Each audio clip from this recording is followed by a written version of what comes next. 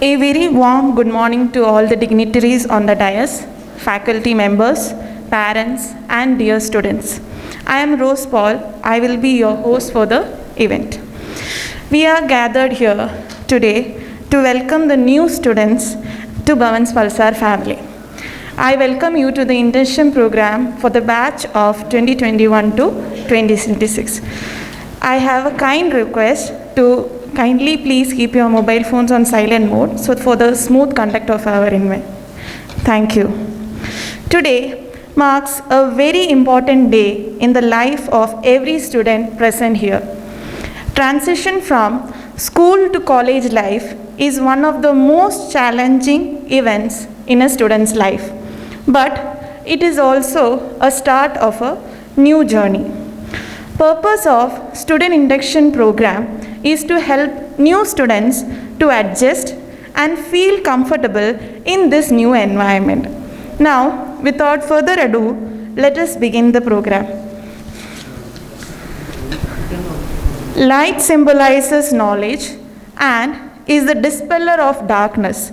Now, I request the dignitaries on the dais to come forward and light the lamp and inaugurate the program. I request. Shubham kurutvam kalyanam arogyam dhanasampadah. Shubham kurutvam kalyanam arogyam dhanasampadah. Shatru buddhi vinashaya deepajyotir namostute. Deepajyotir namostute. Deepajyotir Deepajyotirjanardanah, Deepajyotirparabramha, Deepajyotirjanardanah, Deepo hartu me papam, Sandhyadeepanamostute. O Deepa Brahma Rupastham, Jyotisham Prabhuravyayah, O Deepa Brahma Rupastham, Jyotisham Prabhuravyayah.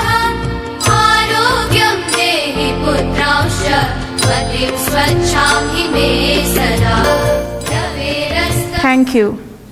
Any event would be incomplete without seeking the blessings of the Almighty. I request you to please stand up for the prayer by Ms. Komalam Gopalakrishnan, teacher in charge of Vidya Mandir.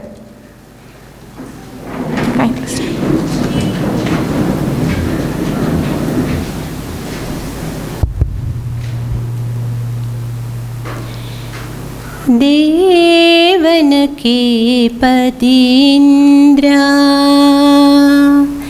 तारा के पति चंद्रा तारा के पति चंद्रा देवन के पतीन्द्रा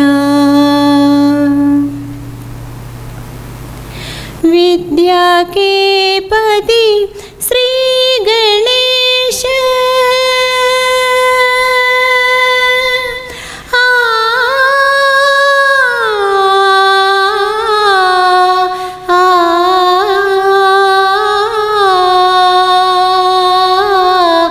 विद्या के पति श्री गणेश दुख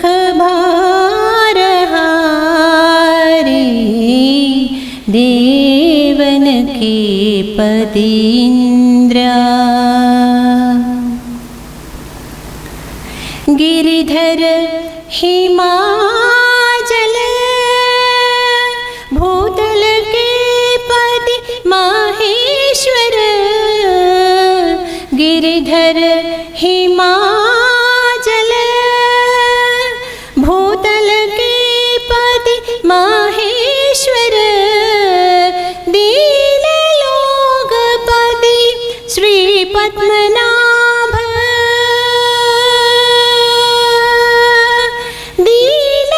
दीनलोकपति श्री पद्मनाभ गिरिधारी गिरिधारी देवन के पतीन्द्रा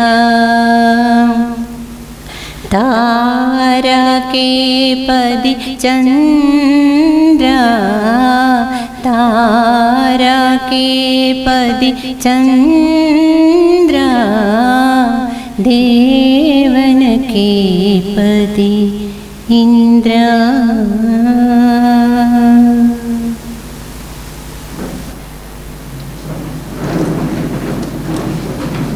Thank you, madam. Now, I would like to invite our beloved principal, Dr. Girish Keshav Pillai, to give the welcome address.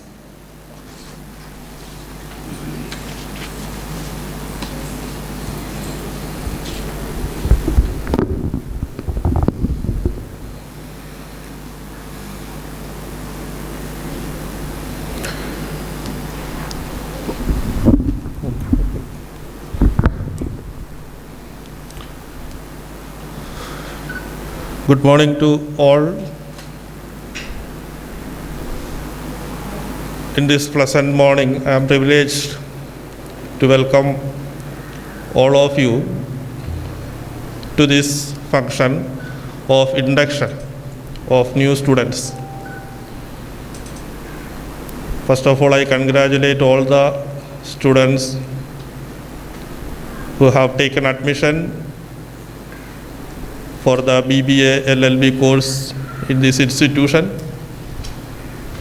It's our privilege to welcome all of you,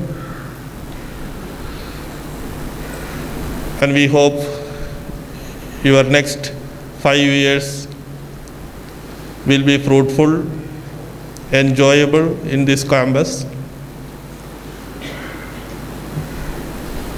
We try for giving you the best service.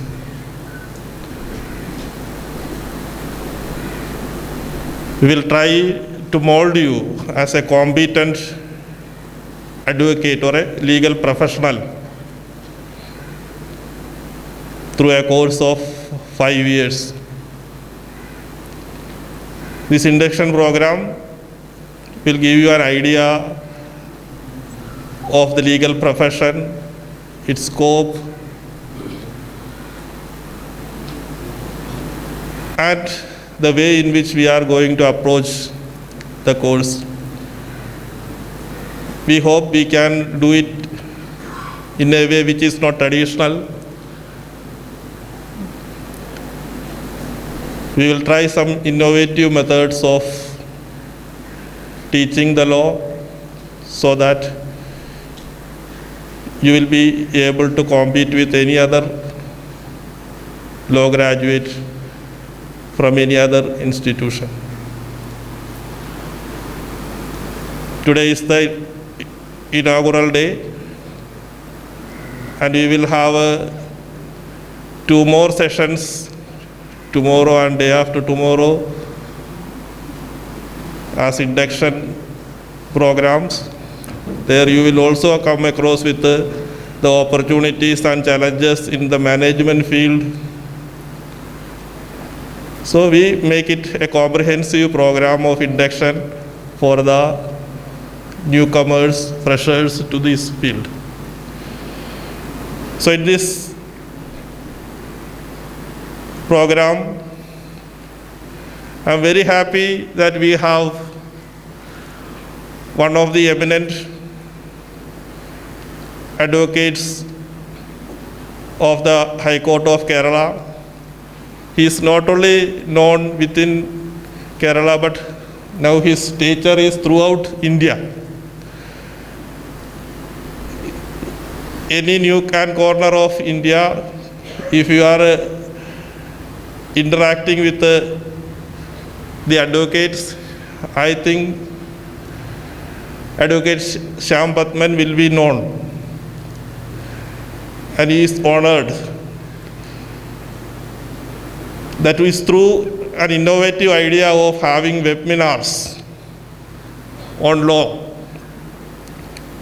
and an enlightened program for the advocates and the law students. Hundreds of lawyers participate, law students participate, law professors participate. and he is closely associated with our institution. He is extending all his cooperation to our institution for our academic activities. I'm thankful for all his cooperation.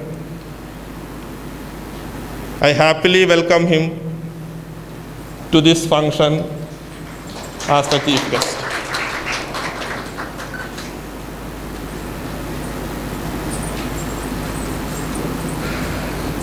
I welcome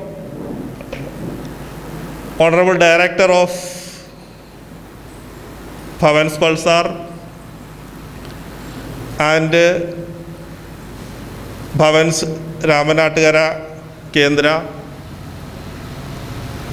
who will preside over this function.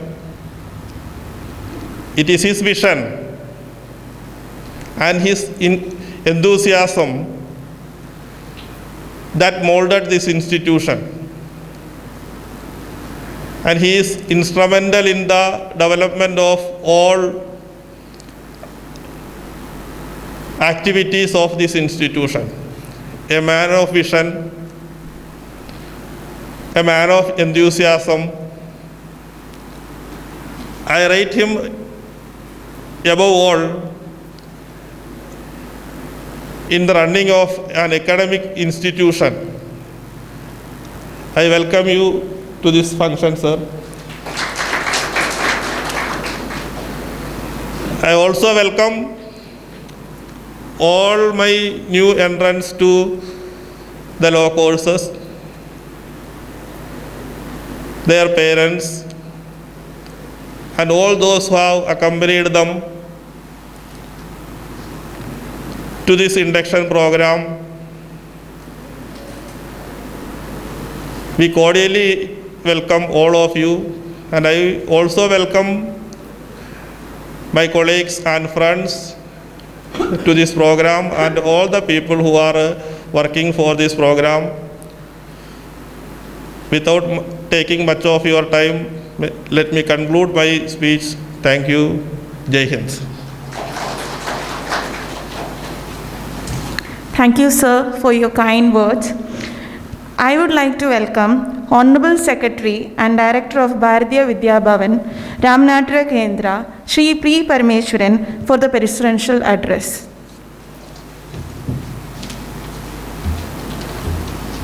My dear students, parents,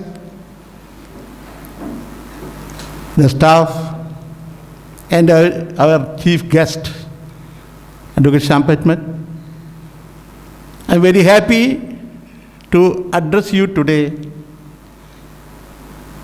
And I think that I have to say you something in detail.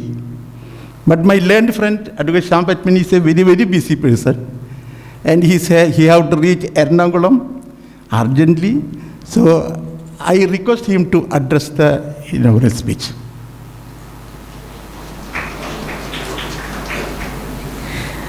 Oh, thank you, sir. I would like to invite my colleague, Ms. Jisha Chandran, to give a very brief introduction of our chief guest.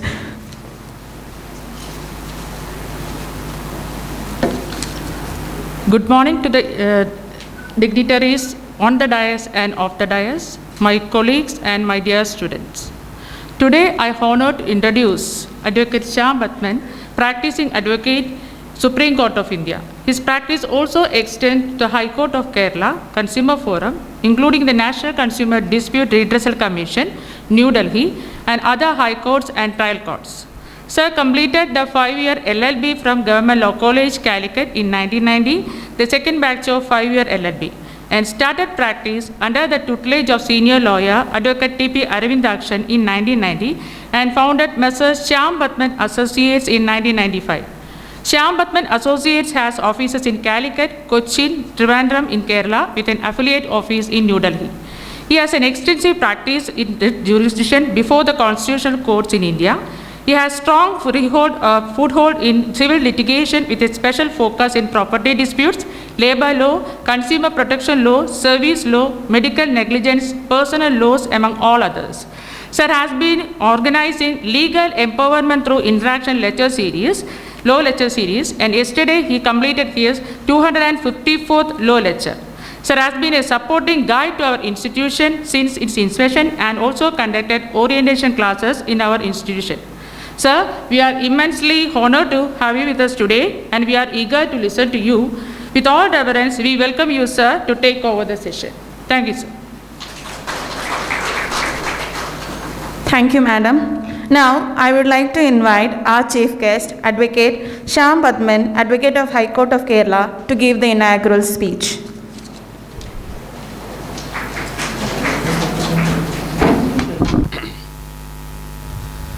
A very warm good morning to all of you. Sorry I was a bit delayed, so I had to keep you waiting. I apologize for that because I believe that time is equally important for you as well as for me. The director, the principal, the faculty of this wonderful institution, thank you for giving me this opportunity to address you on the inaugural or rather induction day itself or as part of the induction ceremony. Can I just have the students stand up for a second so that I can get the demographic? The others are either guests, faculty or parents, I believe. Okay, I just ask you one simple question. Why do you want to take law? പണ്ടൊക്കെ ഞങ്ങൾ ചേരുന്ന സമയത്ത് ചോദിച്ചാൽ വേറെ പണിയൊന്നും ഇല്ലാത്തതിനെ കൊണ്ട് law കോളേജിൽ പോയി എന്ന് പറയായിരുന്നു. ഇപ്പം അങ്ങനെയാണോ പറയാമെന്നറിയില്ല. ഇപ്പം എൻട്രൻസ് എഴുതണം, എന്തൊക്കെ ചെയ്യാനുണ്ട്. Anybody can answer. I mean, it's nobody is going to gauge you. Nobody is going to evaluate or grant any marks for answering correctly or wrongly. But let us have some sort of interaction. Let your sound be heard. The first trait that as a legal man, as a legal faculty, or a person who has to do with the legal dispensation machinery in whatever capacity is stand up to be seen, speak out to be heard, and sit down as fast as possible to be appreciated. So, anyone, why did you take law? വേറെ എന്തൊക്കെ branch ഉണ്ടായിരുന്നു? വേറെ എന്തൊക്കെ ഉണ്ടായിരുന്നു? Anyone, please. കേട്ടില്ല. ബഹളം വെക്കാൻ പറ്റുന്ന ആദ്യത്തെ ദിവസത്തെ ചാൻസ് ആണ്, കളയണ്ട. Yes please. I want to condemn my father's path. Very good. And I really want to become the part of jurisdiction. Very good. So, here is some person who would like to take the family, the tradition or the way in which they were involved in this legal machinery, legal dispensation machinery to greater heights. Wonderful. Anyone else? Fine. We need not sweat so much. You can just sit and we'll think about all these things.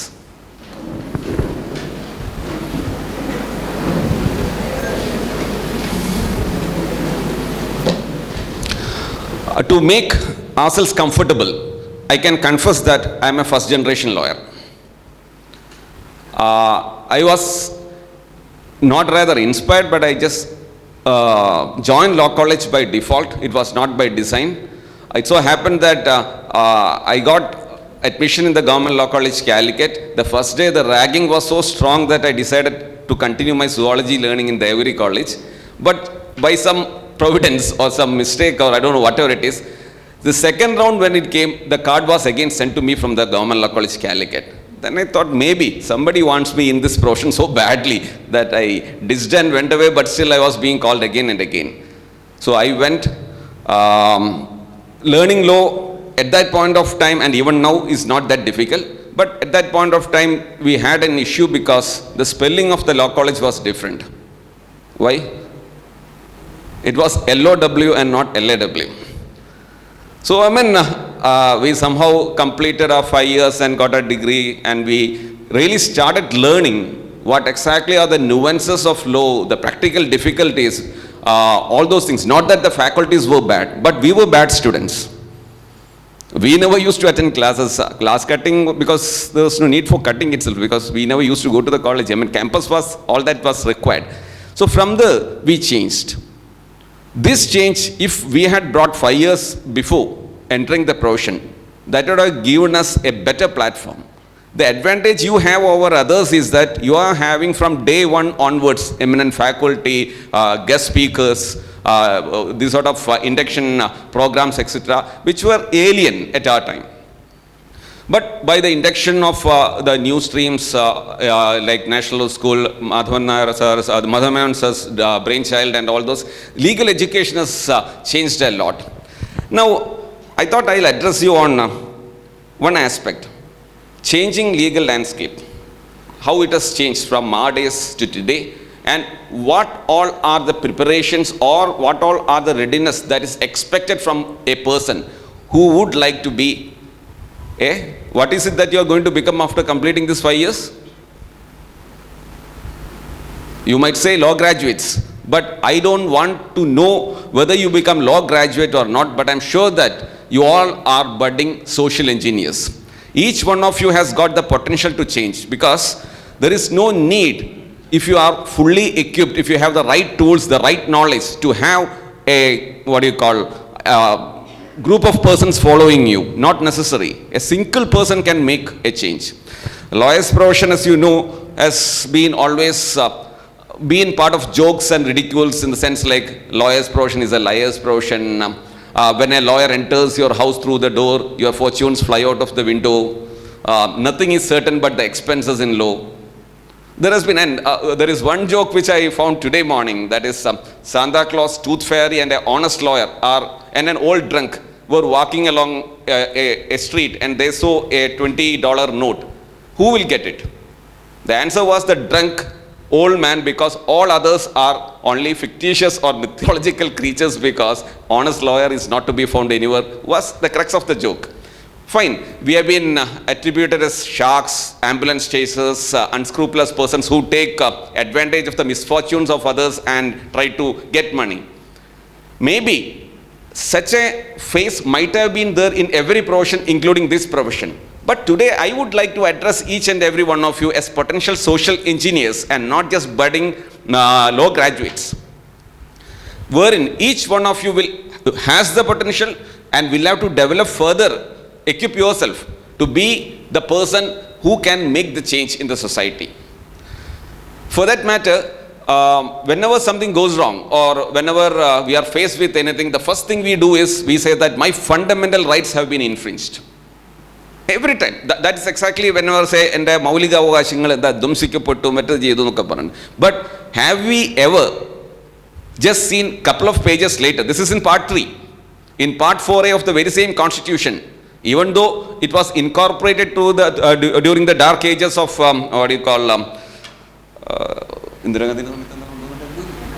emergency. So, but it incorporated something known as fundamental duties.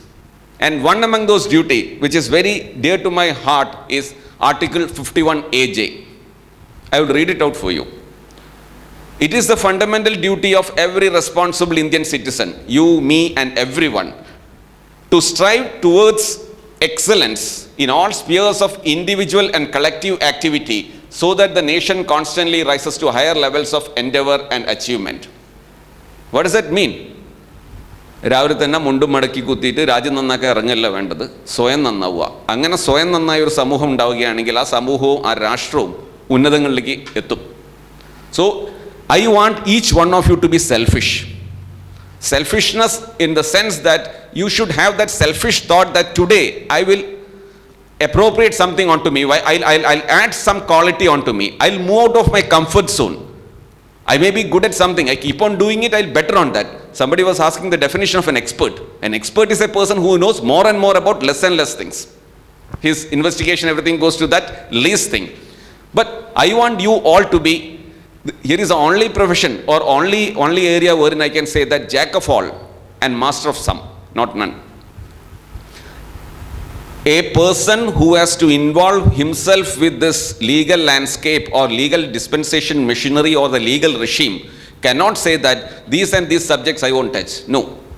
This is the only profession or the only, I'll say, course of study wherein you are supposed to get yourself exposed to every possible things, so that you will become a, complete individual. If I may take an example, if we go to medical college, you see a body on the table, it is being, surgery is being performed. Me and many among you, if you go you might see a lot of blood and things like that. It may not make sense. You might get nauseated, you might, some sort of other reaction. But for a seasoned surgeon, it takes fraction of a second to understand the distinction between a malignant tumor and an organ. Then what is the difference? We saw the same thing, but he is able to understand the difference, distinguish and do the needful to save life, whereas I cannot. Why? Because he is equipped, he has got the knowledge, he has got the skill. It is not what you are perceiving, but how you perceive matters. Whatever you perceive passes through the prism of your understanding. അത് VIBGYOR ആവണോ വേറെ വല്ലതും ആവണോ എന്നുള്ള തീരുമാനിക്കുന്നത് ആ പ്രിസത്തിൻ്റെ development അനുസരിച്ചിരിക്കും, clarity അനുസരിച്ചിരിക്കും. If you have an opaque one, it becomes opaque. So, I would implore upon each and every one of you that it is a fundamental duty and that you should be selfish. That you should be selfish to the extent that you are able to every day move out of your comfort zone and learn something, do something, acquire something new, which you didn't have earlier. On the lighter vein, law colleges were used to be called as places where accumulation of knowledge happens. It was the yesteryear law colleges, not today's law colleges or institutions, because the freshers come with some knowledge, the final year goes without any knowledge. So whatever comes get accumulated in the college was the lighter vein in which it was being said. But today, no. These are all centers wherein you are not being taught. You come here to learn. Teaching and learning, there is a world of difference. If you go somewhere where you think you will be taught something, I'm not very sure you will learn anything. But if you go to a center, Pulsar is a center of learning. Here you come to learn, you come to share. We also learn from you because you all will be exposed to different things. You will have something to contribute to the establishment of the institution. So it is more or less like an interactive platform wherein we'll make use of all the relevant new technologies, whatever has come into play. Just like the director remarked, we are trying to try different experiments in learning, not in teaching. And unless and until you proactively participate, you come out with new ideas, you come out with your comments, you come out and say that no sir, that's not good, this is better, I feel more confident being in a group like this or doing something else. So addressing a group of social engineers who has got the power to change, who should believe in the power of one. Don't expect a messiah to come and salvage or serve the world. It's not going to happen. It is for you. So if you say the existing system is bad, if you say that the political hierarchy is all corrupt, if you say that the legal system isn't good, if you say that certain decisions are not good, the only place you will have to check to find the culprit for all this is look into the mirror if you dare to. It is me, it is I, it is you, each one of you responsible for the sorry state of affairs. Unless and until we have the courage, conviction and desire to take up this responsibility or own up that we are responsible. So if it is just like saying we say that പൊളിറ്റിക്സിലൊക്കെ ഇപ്പം വിവരമുള്ള ആൾക്കാർ വരുന്നില്ല, വിദ്യാഭ്യാസമുള്ള ആൾക്കാർ വരുന്നില്ല, ഒന്നും വരുന്നില്ല. ഈ വിദ്യാഭ്യാസമുള്ള ആൾക്കാരൊക്കെ എന്താ ചെയ്യുന്നത്? They shy away from it, they don't come in. So അവനവൻ്റെ ഇരിക്കേണ്ടടുത്ത് ഇരുന്നില്ലെങ്കിൽ I don't know, somebody said someone will sit. So now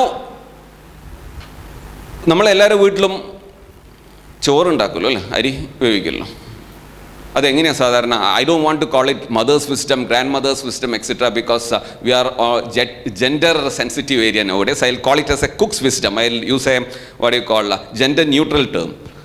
ഒരു വറ്റെടുത്ത് നോക്കുന്നു, വിരലിനിടയിൽ വെച്ച് നോക്കുന്നു, അത് അമരുകയാണെങ്കിൽ അല്ലെങ്കിൽ എന്താ പറയുക സോഫ്റ്റ് ആണെങ്കിൽ she knows that rice is ready to be served. But will she take the next one and the next one and the next one to find out if the pot is all ready to serve? പിറ്റേന്ന് post ഒട്ടിക്കാനുള്ള ഒരു മാത്രം കുഴമ്പോ സാധനമല്ലേ ഉണ്ടാവുള്ളൂ. That act, which I would like to attribute my mother, and in this audience I would say to the cook, is a profound act. What to look, where to look, how to look, and what inference to draw from the materials you have received. Legal education is simple and similar to that. It is not making your head a warehouse of sections, bisections, cross sections, intersections, etc., etc. But the principle behind it, you should be able to know the evolution of law. You should be able to know why there is a legal system. What was the mischief that was trying to be met by introduction of this new system? Has it in any way able to answer the concerns that was highlighted? It is just like saying law is not the command of the sovereign. It is the quintessence of the common sense of the community, and it is consistent with the law of reason. So, once you are part of this learning process, the sharing process, you improve, your surroundings improve, and everything will improve. We can live in an improved environment. Social engineering, etc., or scopound, etc., I don't want to refer to. Your teachers and your guides will be taking you through that. But you should understand one thing. Unlike, I won't say, I don't want to belittle any other science, law also according to me is a science. There is always chance for intervention and change. One example പറയാം. ഇപ്പോൾ എല്ലാം precedence ആണ്. Stare decisis principle, അത് എന്ത് നോക്കിയാൽ 1940 Privy Council page 100, 1968 Supreme Court വരെ അതിലൊക്കെ everything is settled. So what is the new for me to do എന്നൊരു ഡൗട്ട് റീസണബിൾ ആയിട്ട് നമ്മൾ എല്ലാവരും മൈൻഡിൽ വരാം. ലോ അവിടെ ഉണ്ട്, എല്ലാം ഉണ്ട്. അപ്പോൾ ഉള്ള സാധനം മഗപ്പ് ചെയ്തിട്ട് അതിനെ ഡിഫറെൻറ്റ് പെർമ്യൂട്ടേഷൻസ് ആൻഡ് കോമ്പിനേഷൻസിൽ പ്രസൻറ്റ് ചെയ്യുന്നതാണോ ഒരു വക്കീൽ അല്ലെങ്കിൽ ഒരു ലോമാൻ്റെ ഒരു കർത്തവ്യം എന്നൊരു സംശയം വരാം. I would give you one or two examples.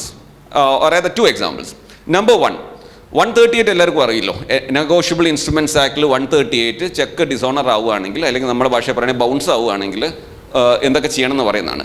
Earlier, before the unamended act had a specific time bound problem, in the sense like once a check is dishonored and if a notice is not sent within a particular period, then there is an issue. If the other party does not pay up within that particular period, 30 days at that point of time, then only a crime is made out. And all of you should be aware that dishonor of check is not a crime. Dishonor of check is not an offense. The offense is committed only when a written demand or a demand is made that intimation is given, the check has been dishonored, you please pay up. If the other party does not do, maybe it can be. It so happened that in the early 90s, fax was being introduced. Till then there was, nowadays fax, nobody even sees it. Fax was a huge thing at that point of time. So, check got dishonored, notice was sent through fax. Magistrate dismissed, saying that you should have sent it by snail mail. That is our registered post with the acknowledgement due. Went up to the apex court. In the apex court, the bench headed by Justice K.T. Thomas, who in fact had addressed this platform, said, where is it stated in 138 that it should be by registered post acknowledgement due? The lawyers assisting the court also pointed out to the court that nowhere is it written. It only said that intimation has to be given within such and such period. Intimation could be anything. So, till then, everybody was the impression that any notice to be served can and should be by registered post acknowledgement due. The change came in the outlook, change in outlook also came in because somebody dared to have a relook, unlearn, relearn. That is where you all come in. And if you are interested, that decision is AR 1999 Supreme Court 1609, that is Messrs. SIL Import USA versus Messrs. Exim 8 Silk Exports Bangalore. In that, the apex court said, statutory interpretation, when you are doing, law will be made. IPC ഏത് കൊല്ലാണ്ടാക്കിയത്? Evidence act എടുത്തു നോക്കൂ. മാക്കുലയുടെ മഹാകാവ്യം എന്ന് പറയുന്ന Indian penal code 18s, പിന്നെ ഒക്കെ centuries ഓൾഡാണ്. ആ century old ആയിട്ടുള്ള നിയമങ്ങളെ കൊണ്ട് തന്നെ നമ്മളിപ്പോഴും എങ്ങനെ ചെയ്യുന്നു എന്ന് ചോദിക്കുമ്പോഴാണ് the beauty of the human mind, the beauty of a proactive judiciary, enlightened bar or academia comes into play. Here the Supreme Court said, while doing interpretation, allowances for any relevant changes that have occurred since the act's passing in law, social conditions, I shall come to social conditions, technology, the meaning of words and other matters should and you should use the interpretative process to the fullest extent permissible by the enactment. So the technology was absorbed and it was read into the statute. No amendment was necessary because that statute, if you have an impartial appreciation, was technology neutral. It was not any means of giving what you call notice was given. One more example I cite on this one. That is the change in social perceptions and change, social conditions. We have section 6 of Hindu Minority and Guardianship Act. It's a very interesting worded. The natural guardian of a Hindu minor is firstly the father and after him the mother. So firstly and after him എന്ന് പറഞ്ഞതിനെ എങ്ങനെ interpret ചെയ്യാന്ന് വെച്ചാൽ കുറേ കാലം പറഞ്ഞത് എന്താ വെച്ചിട്ടുണ്ടെങ്കിൽ അച്ഛൻ മരിച്ചാൽ മാത്രമേ അമ്മയാവുള്ളൂ, കാരണം after him. Then there was a change in the perception in the sense like the United Nations came out with this gender equality things. There was a countrywide movement and the change in pattern thought everything came wherein why should a female stand in the queue for the male to have the first say. Then the matter was again looked into. At that point of time the Supreme Court said it is not stated that after his death, it is only after him. Fully conscious of the fact that this itself was an affront to the gender equality principles, but in that matter the constitutionality of the specific provision was not challenged. Now it is under challenge and is before a larger bench in the Supreme Court. Then the Supreme Court said after him only means in the absence of or when the other person is disabled, etc., etc. And the change. What I am trying to impress upon you is that there is always change for viewing things in a different angle, perceiving things in a different perspective. That is where you social engineers come into play. Utilizing the facilities available here, the faculty, the infrastructure, library, everything, you should develop that sort of inquisitiveness, that sort of questioning everything and coming to different conclusions, maybe absurd, maybe illogical, but all the same, your mind should be kept working so that it will develop.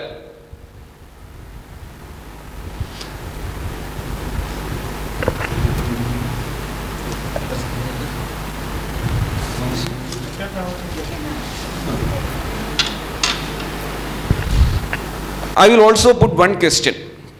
Can you identify that creature or animal or living being that is stated to have been there even during the Ice Age or what do you call dinosaurs era, when Homo sapiens ancestor Homo erectus came in, and now even today?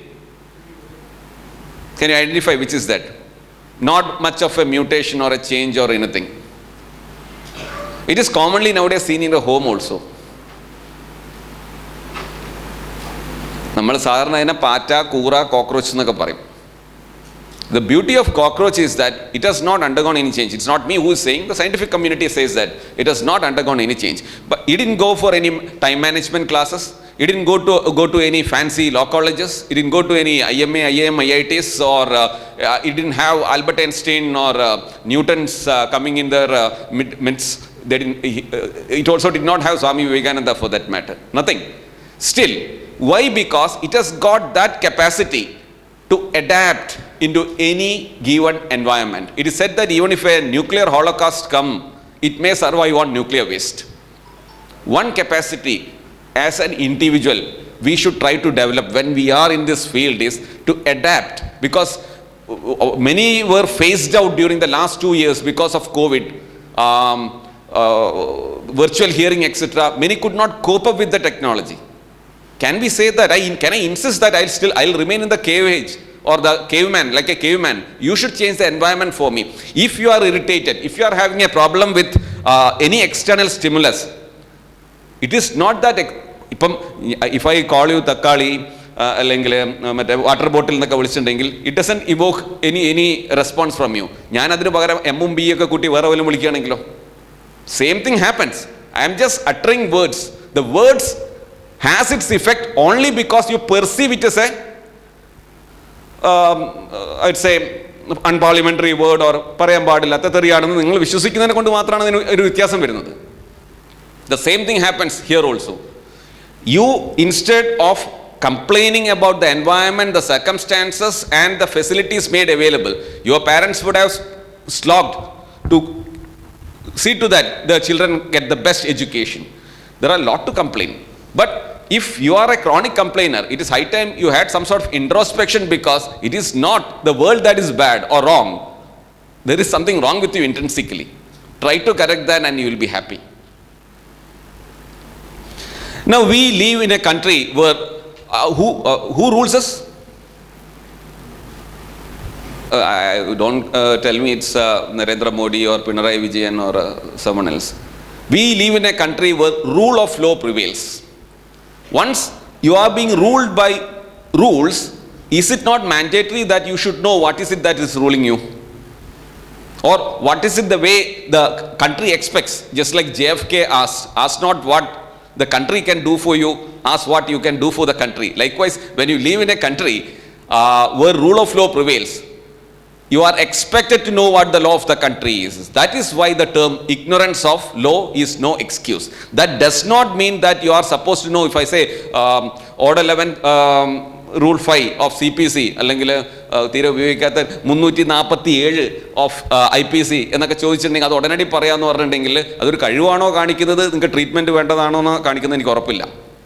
So it is not mugging up each and every section. It is, don't be somebody said, what is the capacity that a lawyer requires? Phenomenal memory. എനിക്ക് അടുത്ത അരമണിക്കൂർ പറഞ്ഞ സാധനം എന്തെന്നും കൂടി ഓർമ്മയില്ല. But I'd say I am reasonably successful because I can stand here at least. Not that I am a great person, but അങ്ങനെ ഒരു പ്രത്യേകിച്ച് ക്വാളിറ്റി ഒന്നും വേണ്ടാണ്ട് ഒരു ആവറേജ് പേഴ്സണ് എക്സൽ ചെയ്യാൻ പറ്റുന്ന ഒരു പ്രൊഫഷനാണ്. കമ്മിറ്റ്മെൻറ്റ് വേണം, ആ ഇൻക്ലിനേഷനും ആപ്റ്റിറ്റ്യൂഡും വേണം. പിന്നെ ക്ലോസ്ഡ് മൈൻഡ് ആവരുത്. You should be able to think out of the box. Anything and everything comes your way requires your attention, and requires attention in a different level altogether, from different angles. If you are able to do that, you are one among the best, I'd say. In fact, you all are, because you are sitting here today. Now, what do we do now that we are in the law college? I'll just ask you one more question. It's for interest of understanding. I've been asking it to almost all audience. Many of you would have heard it many a times. Can there be an illegal, immoral or unenforceable contract? You all wrote entrances, etc., right? Can there be? I'm not asking whether it can be enforced. I'm not asking you whether I can get a relief or can I hold another person liable or responsible for that. I'm just asking you. All of you have read how a contract is formed, right? Before coming here, you should be having that basic knowledge, I'm sure about that.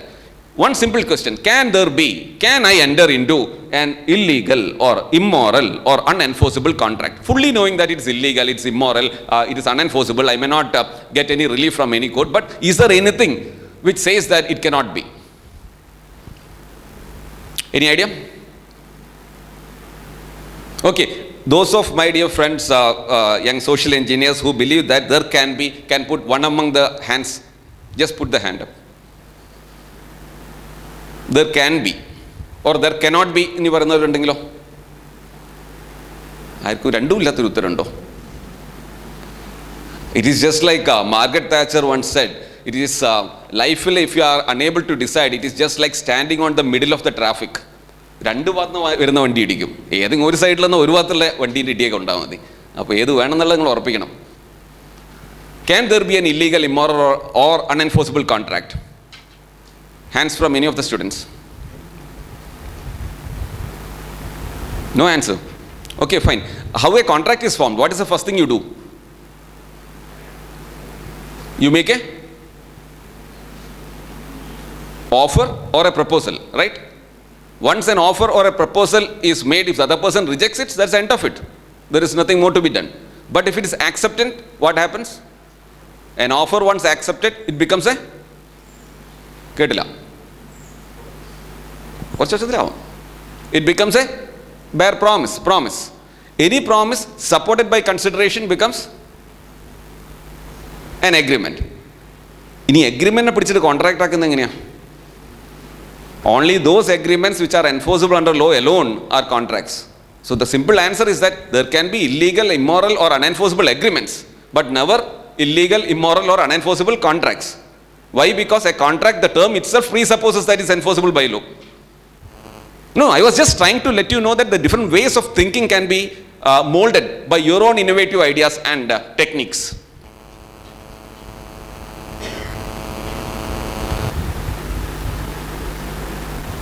Now I'll just share some thoughts about how one could make the best of one aspect about whether you want to practice or not a legal profession is that the fierce independence it gives. See, I am on duty. Why I am on this dress, you might believe that ഇവൻ എവിടെ പോകുമ്പം coat ഇടാണ്ട് ഇറങ്ങാത്ത ആളാണോ? അങ്ങനെയല്ല. ഇന്നിപ്പം ഏത് നിമിഷവും വെളി വരികയാണെങ്കിൽ ഇത് തിരിച്ചു മാറ്റി ബാൻഡും കൂടി ഇട്ട് കഴിഞ്ഞിട്ടുണ്ടെങ്കിൽ ഇപ്പോൾ വെർച്വൽ കോർട്സ് ആണ്. I can address the High Court standing here. 5 or 6 matters are listed. My juniors are there. If at all anything, my presence is required, I can immediately join. I didn't want to waste my time on this. So I was looking at the mobile alert on this one, nothing is coming. That is where had I been working in another establishment or any other profession, will I have this freedom and flexibility to വന്ന് നിങ്ങളങ്ങനെ ബോറടിപ്പിക്കാൻ പറ്റിയിരുന്നു? ഇന്ന് രാവിലെ പണിയുണ്ടെന്ന് പറഞ്ഞിട്ട് അവിടെ തന്നെ കെട്ടിക്കിടക്കേണ്ടി വരുമായിരുന്നു. One aspect. Number 2, the power it gives. You need not have the power muscles of Arnold, what's his name? Shivashankar, Arnold Schwarzenegger, or for that matter, the abilities of Bruce Lee or Jackie Chan or Jet Li or whoever the recent persons are, or Tiger Shroff or anybody for that matter. Even the puny man who cannot even get up and walk can move mountains using the legal process.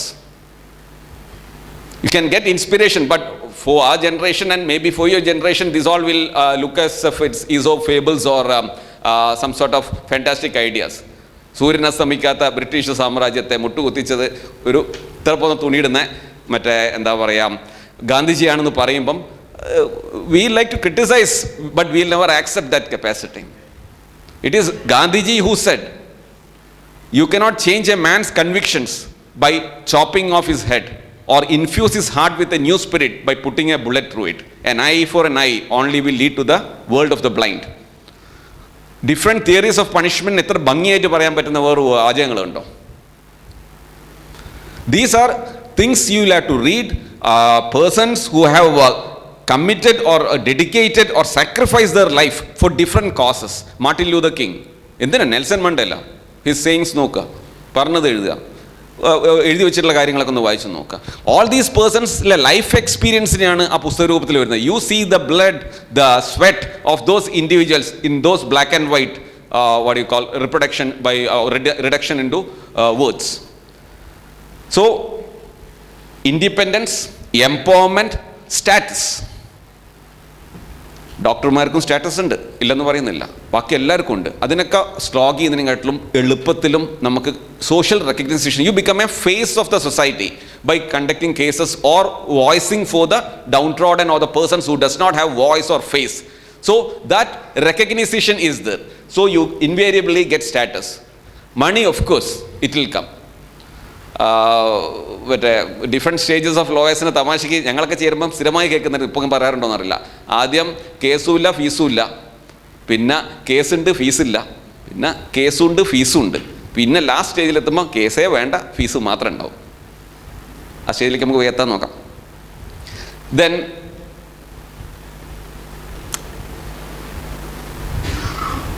there are some constitutional mandates also, which if you get time, you can go through the fundamental duties, then directive principles of state policy.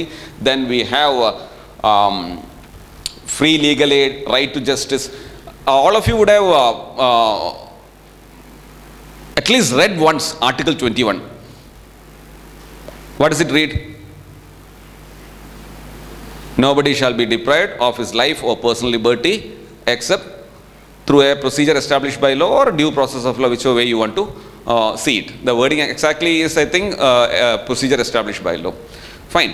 So, ഈ ഒരു വേർഡിനെ ഇമാജിനേറ്റീവായിട്ട് interpret ചെയ്തിട്ട് എവിടേക്ക് എത്തിച്ചു നോക്കുക.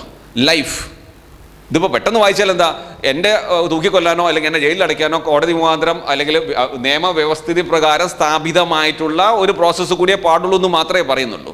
എന്നാൽ അതിൽ ഓരോ term എടുത്തിട്ട് ലൈഫ് എന്ന് പറഞ്ഞാൽ എന്താണെന്ന് സുപ്രീം കോടതി പരിശോധിക്കാൻ കാരണം എന്താ, നിങ്ങളെപ്പോലെ നിയമം പഠിച്ച് പരിജ്ഞാനമുള്ള ആൾക്കാർ പോയിട്ട് അത് പറയുമ്പോൾ ഒരു judge, behind every beautiful judgement take it for granted, or you can be rest assured that there are lot of toil and work done by the concerned advocates who present it before the court, and they are assisted by good juniors also.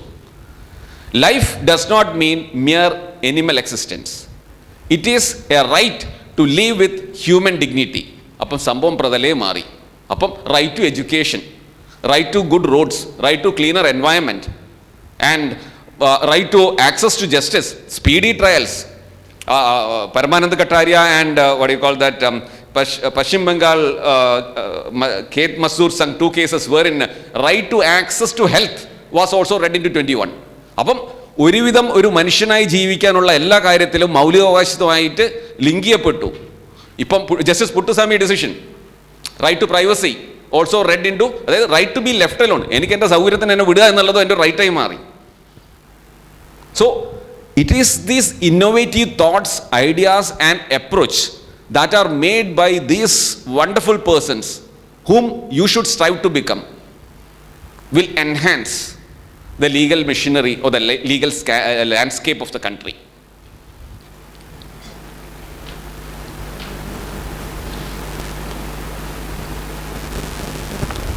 When I mentioned about that surgical intervention and I'm not able to do something, the doctor says is able to do something. There is something in surgery known as the eye does not see what the mind does not know. We all might see a social issue, we might be confronted by issues and situations, but we are unable to respond or react to it properly. Why? Because you are not properly equipped, you don't have the right tools, you are not able to do things properly because you are not educated yourself properly. So, I may be seeing the same flower. For me, it is nothing but a beautiful flower to be handed over to the next wonderful female I might be meeting, if at all. Or for a photographer, it is a subject of good photography. But for a chemist, he might be thinking in terms of extracting the juices from it and essence from it. For a businessman, how to commercially exploit it. End of the day, the object that we perceive has not changed. The subject of discussion has not changed. But the way in which we perceive changes, because it is all how you equip yourself to view things. If you are having that knowledge, then it will be much more easier. So, law college is a place, or any institutions where imparting law is happening, is where you can hone your skills, get all the information that is necessary and possible.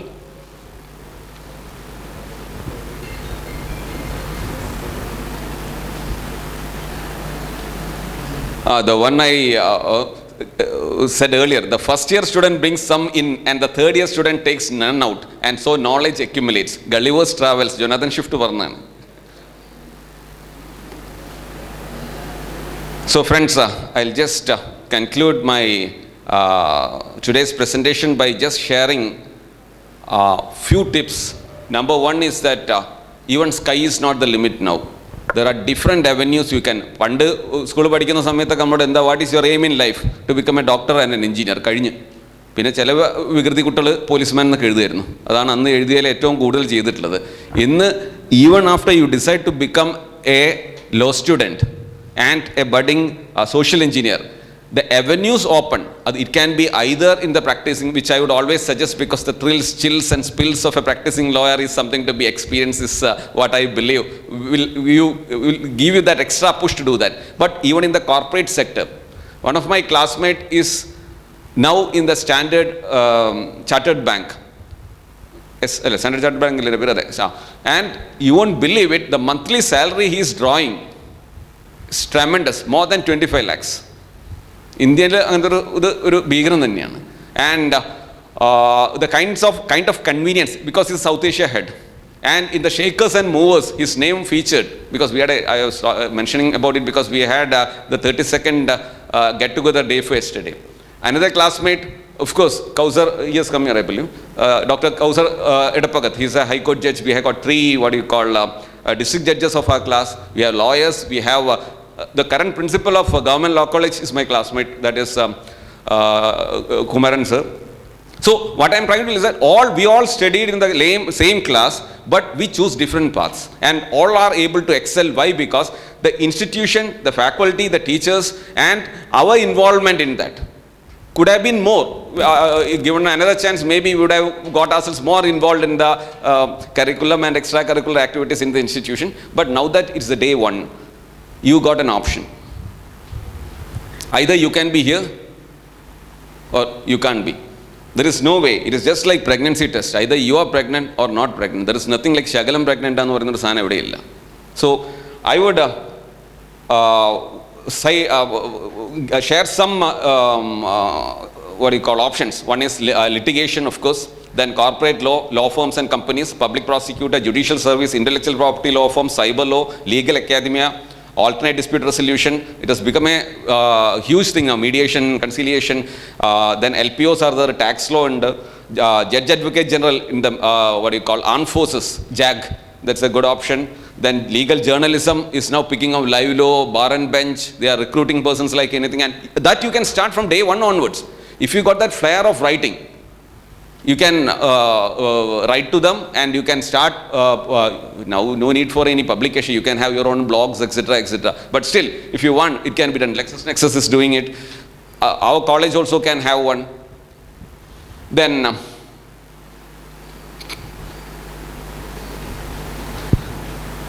Francis Chapman, American writer, said, which would be the quintessence of what I wanted to tell you. The really sound lawyer is the one whose mind is stored with principles rather than the cases. So unless and until you are able to know the philosophy behind the law, you just by mugging up the different portions may not be. Often repeated thing is think positive. I'd say be positive. That is one thing that is required. Any individual, and especially those in the legal field. You can do something like, if you are not good at language, I'll give you one example. ഒരു news paper എടുക്കുക, അതിൻ്റെ ഏതെങ്കിലും ഒരു paragraph translate ചെയ്യുക മറ്റേ ഭാഷയിലേക്ക്. ഒരു ചെറിയ എക്സസൈസ് ആണ്, തിരിച്ചും ചെയ്യാം. So that you have the Malayalam newspaper and the English newspaper, and if you are doing the translation, how you will be doing it. Language. പിന്നെ കിട്ടുന്ന ചാൻസിലൊക്കെ ഇപ്പം നമ്മൾ എഴുന്നേറ്റിട്ട് ഒച്ചുണ്ടാക്കാൻ പറഞ്ഞ സമയത്ത് കിട്ടുന്ന ചാൻസാണ്. Except for one, nobody replied. But opportunities are like sunrise. If you wait too long, you will miss out on the sunrise.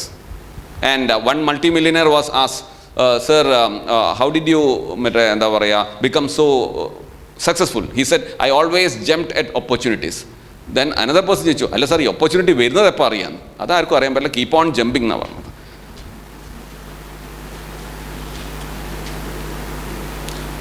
Now, the abilities are to read and comprehend. There is nothing like tough tests or anything. From day one onwards, when you read, you go to the basics. Basics is the bare act, the act itself. Commentaries and other texts are the wisdom that is put on it by the different authors. So, if you are able to go by the basics or the text itself, and then able to read the commentaries, etc., that will be beautiful. Then the ability to think logically, I am sure that all of you are having it. Writing skills will have to be developed. Then speaking cogently and being able to articulate your thoughts is another way you will have to. Then there is a big misconception that many people, to a successful lawyer, one has to be natural public speaker, debater. That is not true. It is all acquired skills. And for that matter, in court of law, if you are going to practice, you along with the pack is addressing an individual. Unlike the way we are doing it right now. ജഡ്ജോ അല്ലെങ്കിൽ ജഡ്ജിമാരോ അവിടെ ഉണ്ടാവുള്ളൂ. ബാക്കി നമ്മളെപ്പോലെ നമ്മൾ സഭയിൽ ഇരുന്നിട്ട് അങ്ങോട്ട് പറയുമ്പോൾ ഒന്നുകൂടി ധൈര്യത്തിൽ പറയാൻ പറ്റും. If you can speak intelligently, that's all that you need. Of course, your debating skills can sometimes help you as a litigator, but not always. And litigation is just a part what law as a career has to offer. On the lighter vein, it is said that a lawyer should have the constitution of an ox and the patience of an ass. One highlights the need to have personal hygiene, personal health and health facilities, and the other is to be patient, to be able to mug up or to be able to work continuously. J. Beam, who all saw the movie? It is there in the Amazon Prime. Please see that movie. It's about Justice Chandru. It's a real story, and the judgment is also available in Manupatra and everything. How he slogs, how he does things, and the wonderful result he was able to bring about. It's all live characters, not fictitious. Then I would only say the 3 A's that are required: attitude, aptitude, and analytics. So I would conclude by saying that that's the third time I'm saying I'm concluding. Nobody noticed even. Somebody started to clap, that was good. There are 3 kinds of people: those who make things happen, those who watch things happen, and those who wonder what happened. My only request that please don't be in the third category. Try to be in the first 2. Thank you very much. You have been a wonderful audience, and I wish you all the best on this occasion. And I'm sure that being part of a wonderful institution like this, with faculty and eminent persons at the helm of affairs, you will have a wonderful time, and you will be able to enrich yourself, expand the horizons, and I'm sure that all of you will do well and see you in court someday. Thank you.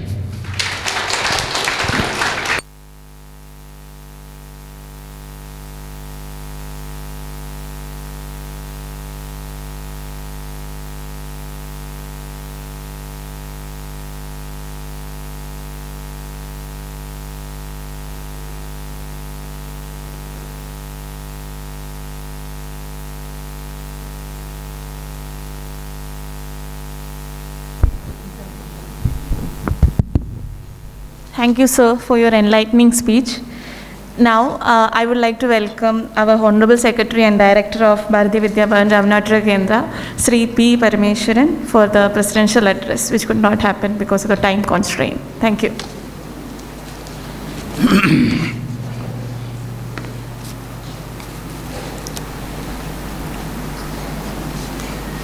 വളരെ ഗഹനമായ ഒരു പ്രഭാഷണം കേട്ടിരിക്കുന്ന നിങ്ങളുടെ മുമ്പാകെ കുറച്ച് സാധാരണ കാര്യങ്ങൾ പറയാനാണ് ഞാൻ നിൽക്കുന്നത്. ഈ സ്ഥാപനത്തിലേക്ക് ഇന്ന് രാവിലെ കാലെടുത്ത് വെച്ച് വന്നിട്ടുള്ള എൻ്റെ പ്രിയ വിദ്യാർത്ഥികൾ ഒരു പുതിയ കാലഘട്ടത്തിലേക്കാണ് കാല് വെച്ചത് എന്ന് നിങ്ങൾ ഓർമ്മിക്കണം. നിയമവിദ്യാഭ്യാസത്തിൻ്റെ പ്രാധാന്യവും അതിൽ നിങ്ങളുടേതായ പങ്കും ഉദ്ഘാടന പ്രാസംഗികൻ വിശദമായി പറഞ്ഞിട്ടുണ്ട്. എൻ്റെ മുന്നിലിരിക്കുന്ന വിദ്യാർത്ഥികളുടെ കൂടെ ഓരോ രക്ഷിതാക്കളും ഉണ്ട്. അതുകൊണ്ട് ഈ കോവിഡ് കാലാവസ്ഥയായതിനാൽ ഓരോരുത്തർ മാത്രം വന്നാൽ മതി എന്ന് നിങ്ങൾക്ക് നിർദ്ദേശം കിട്ടിയിട്ടുണ്ടാകാം. മുമ്പ് ഇവിടെ ഇതേ ഫംഗ്ഷൻ, ഇതേ പരിപാടി ഓരോ കൊല്ലവും നടക്കുമ്പോൾ ഹാള് നിറഞ്ഞു കവിയാറാണ്. കാരണം അമ്മമ്മ വരും, അച്ഛൻ വരും, അച്ചച്ചൻ വരും, എല്ലാവരും കൂടി കൂട്ടായിട്ട് വരും. ആ കാലം ഇപ്പം ഇല്ല. കാലഘട്ടം മാറിയിരിക്കുന്നു. അപ്രകാരം നമുക്ക് ചെയ്യാനും നിർവാഹമില്ല. കാരണം അതെല്ലാം പ്രോബ്ലമാണ്. നമ്മുടെ കാലാവസ്ഥ മാറുന്നു, നമ്മുടെ അന്തരീക്ഷം മാറുന്നു, നമ്മുടെ സമൂഹം മാറുന്നു. ഇപ്പം ഞാൻ നിങ്ങളോട് സംസാരിക്കാൻ വേണ്ടി കെട്ടഴിച്ചത് പോലും നിയമലംഘനമാണെന്ന് എനിക്കറിയാം. പക്ഷെ അറിയാതെ സംസാരിക്കാൻ നമുക്ക് കഴിയാത്തതുകൊണ്ട്, നിർവാഹമില്ലാത്തതുകൊണ്ട് ചെയ്യുകയാണ്. ഇങ്ങനെ ഈ സാമൂഹ്യ, ശാസ്ത്രീയ, പാരിസ്ഥിതിക മാറ്റങ്ങളെല്ലാം ഉള്ള ഒരു സമൂഹത്തിലാണ് നമ്മളെല്ലാവരും ജീവിക്കുന്നത്. ഇപ്പോൾ നമുക്ക് ഒരു കൊറോണയെ വന്നിട്ടുള്ളൂ. ഇനി കൊറോണകൾ വരാനുണ്ടോ എന്ന് നമുക്ക് പറയാനറിയില്ല. പക്ഷേ ഈ കാലഘട്ടം ഇപ്പോൾ ഉണ്ടായതല്ല. ഞാനൊരു നൂറ്റാണ്ട് മുമ്പ് ഇതേപോലെയുള്ള ചിത്രങ്ങൾ കണ്ടു. നൂറ്റാണ്ട് മുമ്പുള്ള ചിത്രങ്ങൾ ഞാൻ ഈയിടെ കണ്ടു. മുഖമെല്ലാം കെട്ടി, അന്ന് പ്ലേഗായിരുന്നു വന്നിരുന്നത്, പ്ലേഗ്. അതേപോലെ ഇനിയും പലതും വരാം. നമ്മുടെ സമൂഹത്തിൽ അതിൻ്റേതായ പ്രത്യാഘാതങ്ങളുണ്ടാകാം. ഇങ്ങനെയൊക്കെയാണെങ്കിലും ഈ പ്രതികൂല കാലാവസ്ഥകൾക്കെല്ലാം അവയുടെയെല്ലാം പ്രാതികൂല്യ നിമിത്തം നിഷ്കാസിതമാവേണ്ട ഒരു സമുദായമല്ല മനുഷ്യ സമുദായം. നമുക്ക് ആധുനികമായ കണ്ടുപിടുത്തങ്ങളുണ്ട്, കഴിവുകളുണ്ട്. അതിനനുസരിച്ച് നമ്മൾ പുരോഗതിയിലേക്ക് ചിന്തിക്കേണ്ടതാണ്. ഒരു പ്രതിസന്ധി വന്നാൽ തളരുന്നതല്ല മനുഷ്യ സമൂഹം. അതുകൊണ്ട് കൂടുതൽ നമ്മൾ അറിവ് നേടുകയാണ് ചെയ്യുന്നത്. അതുകൊണ്ടാണ് നാം പറയുന്നത് ഈ അറിവിന് വലിയ പ്രാധാന്യമുണ്ട് എന്ന്.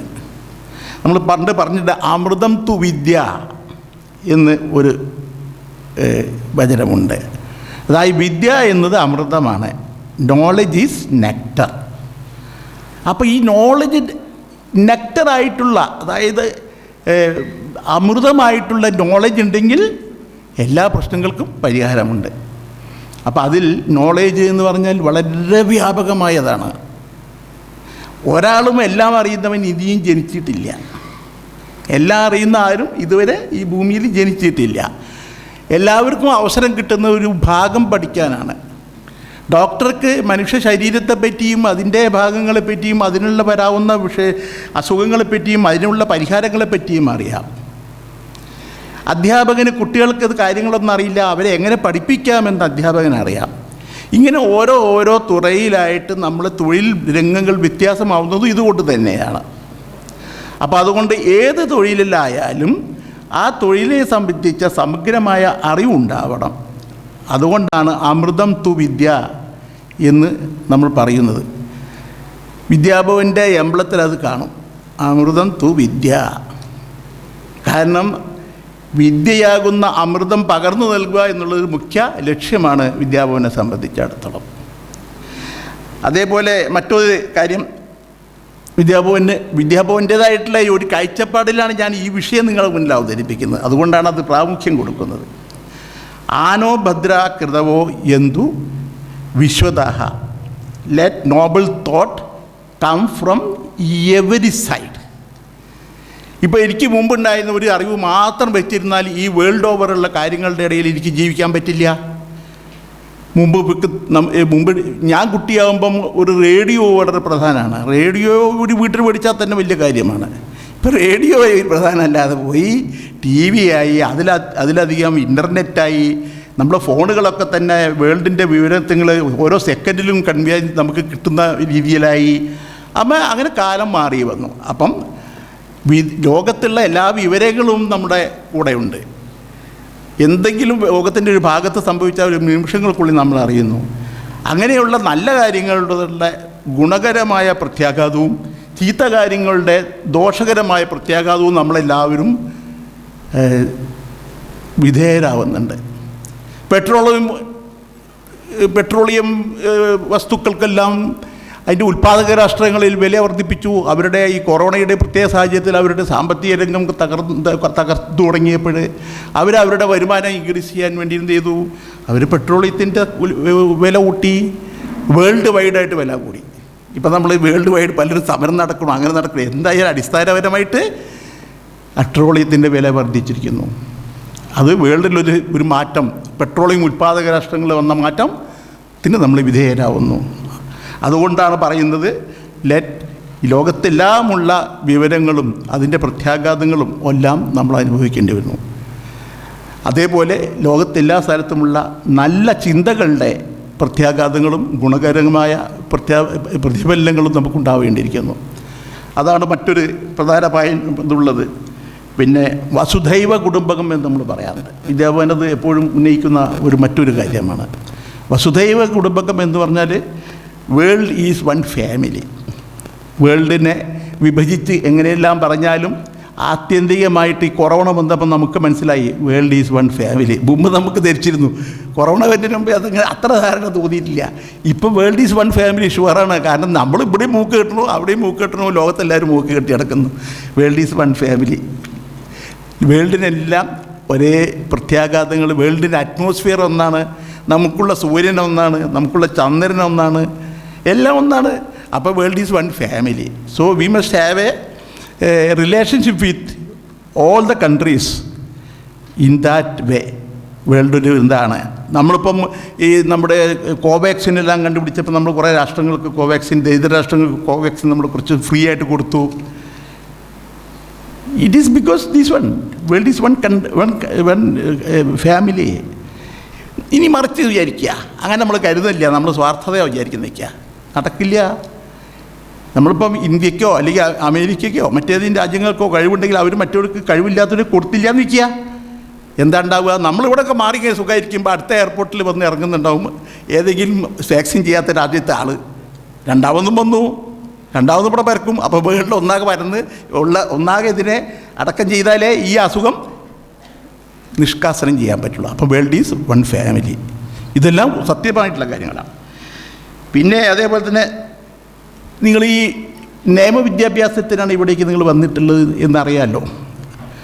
അതിൽ നമ്മുടെ ഈ സ്ഥാപനത്തിന് ഞങ്ങളുടെ മോട്ടോ അറിയാലോ, സർവം ധർമ്മേ പ്രതിഷ്ഠിതം. അതാണ് ഏറ്റവും വലിയ ഒരു കാര്യം. ഇപ്പം ശ്യാംപത്മൻ സാറ് ഇത്രയും നേരം നിങ്ങളോട് സംസാരിച്ചതിലും ആകത്തുക അത് തന്നെയാണ്. സർവം ധർമ്മേ പ്രതിഷ്ഠം, എല്ലാം നിയമത്തിൽ അധിഷ്ഠിതമാണ്.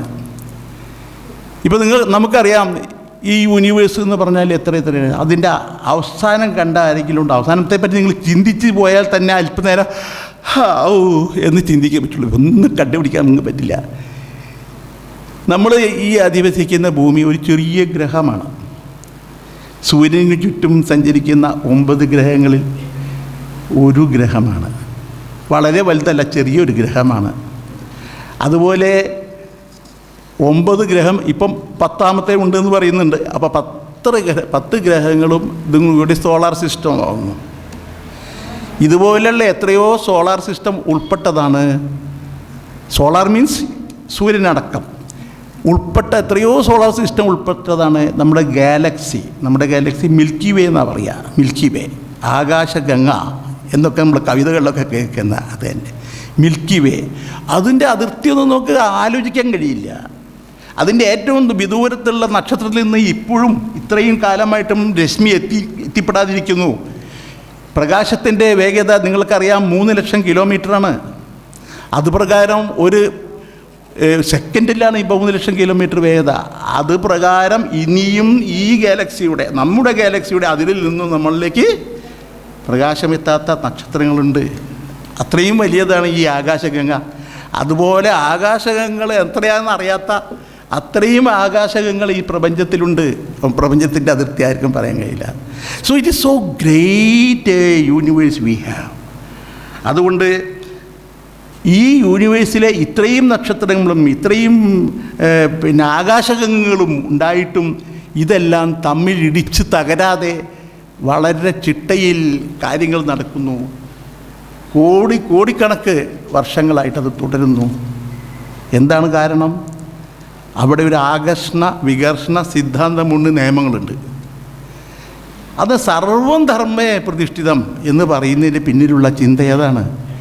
വേൾഡ് യൂണിവേഴ്സ് ഒന്നാകെടുത്താൽ അതിലും ഒരു നിയമം പരിപാലിക്കപ്പെടുന്നുണ്ട്. അത് ചെറുതായി വന്ന് നമ്മൾ സോളാർ സിസ്റ്റത്തിലേക്ക് വന്നാൽ അവിടെയും ഒരു നിയമമുണ്ട്. സൂര്യൻ, അതിന് ചുറ്റുമുള്ള ഗ്രഹങ്ങൾ, അതിൻ്റെ കാര്യങ്ങളെല്ലാം നോക്കുമ്പോൾ അതിനും ഒരു നിയമമുണ്ട്. അതിന് നിയമം തെറ്റിച്ചാൽ തമ്മിൽ കൂട്ടിയിടിക്കും, എല്ലാം തകരും. അപ്പം നിയമം ഒരു പ്രപഞ്ചത്തിൻ്റെ പരസ്പര ബന്ധത്തിൻ്റെ നിലനിൽപ്പിൻ്റെ നൂലാണ് എങ്കിൽ അത് മനുഷ്യ സമൂഹത്തിനും അങ്ങനെ തന്നെയാണ്. നാം സൃഷ്ടിക്കുന്ന നിയമങ്ങളുണ്ട്, അല്ലെങ്കിൽ സംഘർഷങ്ങളാവും. പണ്ട് അപരിഷ്കൃതരായിരുന്ന കാലത്ത് കയ്യൂക്കുള്ളവൻ കാര്യക്കാരൻ, നിങ്ങൾ കേട്ടിട്ടുണ്ടാവും വാക്കൊക്കെ, കയ്യൂക്കുള്ളവൻ കാര്യക്കാരൻ. എന്താ എനിക്ക് കഴിഞ്ഞാൽ തടിയും വെടുക്കൊക്കെ ഉണ്ടെങ്കിൽ ഞാൻ നല്ല എന്തെങ്കിലും വടിയെടുത്തടിച്ച് മറ്റേ കൊന്നിട്ട് അയാളെ സാധനമൊക്കെ ഞാൻ എടുക്കുക. അത് കഴിഞ്ഞ് അപ്പുറത്ത് അപ്പോൾ എന്നെക്കാളും എടുക്കാൻ വേറെ വന്നാൽ എന്നെ തന്നെ കൊന്നളയും. അപ്പോൾ കയ്യൂക്കുള്ളവൻ കാര്യക്കാരൻ എന്നാണ് അവിടുത്തെ നിയമം. അത് മാറ്റിയിട്ട് ഒരു സംസ്കൃത സമൂഹം രൂപീകരിക്കപ്പെടുന്നത് നിയമത്താലാണ്. അപ്പം നിങ്ങൾ പഠിക്കാൻ പോകുന്ന വിഷയം ഈ നിയമങ്ങളാണ്.